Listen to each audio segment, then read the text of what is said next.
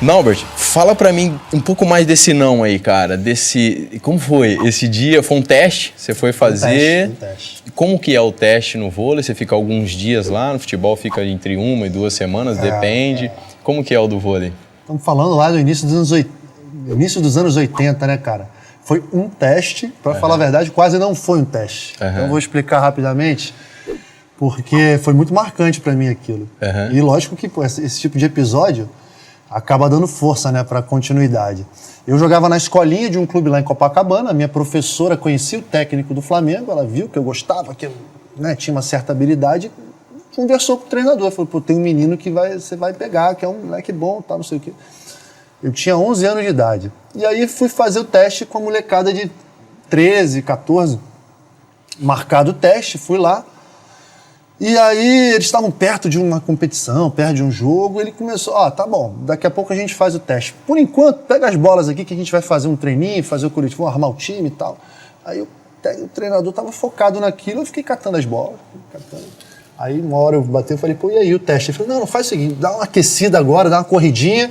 Aí daqui a pouco a gente vai fazer o teste. Eu falei, beleza, aí deu uma corridinha, não sei o que, continuei pegando bola. Acabou o treino, eu falei, agora é o teste, né? Eu falei, pô, e aí? Posso bater uma bola e tal? Ele falou assim, cara, deixa eu te falar uma coisa. A Sandra, a professora, me falou de você e tudo, mas, pô, tô vendo assim que você não tem a altura que a gente gostaria que tivesse, então acho que nem vale a pena a gente fazer o teste. Faz o seguinte, volta daqui a um ano aqui, e a gente vê de novo, etc. Eu olhei pra ele e falei, caraca, bom, decepção, né, cara? Eu mal tinha dormido à noite, né?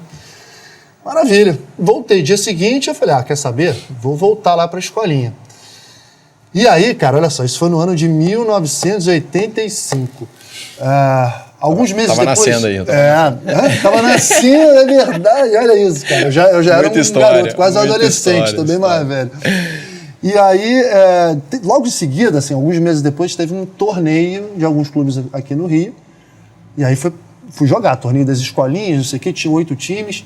Fomos lá jogar, eu fui jogar pelo time de Copacabana, pelo CIB. Ficamos em último lugar, último. Galera, fiquei em último lugar. Primeiro torneio, perdemos todos os jogos. Caramba, cara. Aí, mas aquela história, 2 grupos de 4, semifinal, final, pedi pros meus pais, pô, pai, mãe, deixa eu ficar pra ver e tal. Aí sentei na arquibancada pra ver.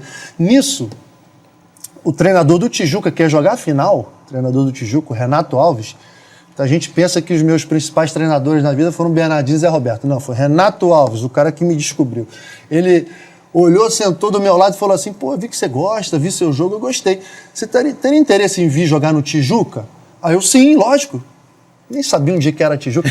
Copacabana pra Tijuca. Eu falei, cara, o cara tá me chamando, cara. Tô sendo contratado pra cima. Pô, quero. Que legal. Aí ele falou, não, calma que eu vou fazer direitinho. Teus pais estão aí, vou lá conversar, vou explicar, blá. Ele fez tudo bonitinho, como um educador deve fazer. Pra resumir, fui lá pro Tijuca, passei o ano inteiro lá jogando no Tijuca, 85 e 86, pegava um ônibus Copacabana, 1h30 de ônibus, central do Brasil, problema nenhum. Isso, a gente sabe como isso fortalece. Muito. Né? E aí, no final do ano de 1986, ali para virada para 87, com 13 anos, você não acredita o que aconteceu. Olha só essas histórias da vida, né? Que a gente... a vida me mostrou pela primeira vez que, às vezes, a gente quer a coisa aqui, agora, mas ela está preparando para que as coisas aconteçam um pouco mais adiante, de uma maneira melhor. Nós fizemos um bom campeonato, uma boa temporada. O Renato, que era o meu técnico, foi convidado para ir dirigir um outro time no Rio de Janeiro. Adivinha qual? Flamengo. No lugar de quem? Daquele treinador que tinha feito aquele teste maravilhoso comigo. Olha só, cara. E aí ele me levou, a primeira coisa que ele fez, me levou para lá. E aí eu cheguei no Flamengo aos 13 anos e aí percorri todas as categorias de base lá até me tornar profissional. Mas essa história foi bem marcante para mim, né? Muito marcante para você, para a história do esporte, porque toca num assunto que eu tenho visto muito no futebol. Em alguns momentos, claro, não são todos os clubes, mas que tem uma certa falta de paciência com aqueles que não têm a estatura, não têm a força, mas têm talento. Então, eu vejo que na busca do resultado imediato, você precisa do quê? Dos mais fortes, mais altos para me dar um resultado imediato aqui. Mas esse aqui precisa um pouco mais de tempo, se desenvolver um pouco mais, que eu vejo talento, às vezes fica pelo caminho. Isso aconteceu muito no vôlei, você viu esse processo acontecendo? Pelo que você me falou, já te rotularam como não, esse aqui você é baixo e nem te observou, né? Acontece muitas vezes isso, você viu isso durante a tua carreira? Isso é uma coisa, até eu como comentarista hoje faço questão de falar, cara, porque em determinado momento, aí já um pouco mais adiante, nas categorias de base da seleção, eu tive o privilégio de participar de ótimos times, a gente foi campeão sul-americano e mundial em todas as categorias, sem ter o time mais alto. Éramos um time com uma boa estatura, mas que tinha talento, tinha todos os ingredientes que o voleibol brasileiro, que o esporte brasileiro tem. Em determinado ponto em diante, teve um direcionamento, quase uma obsessão por precisamos ter gente grande, precisamos não sei o que e tal. E aí eles começaram a privilegiar a molecada mais alta, o que é importante também para um esporte como o vôlei, sim. Mas deixaram de lado alguns baixinhos, né? Deixaram de lado e não deram as mesmas oportunidades.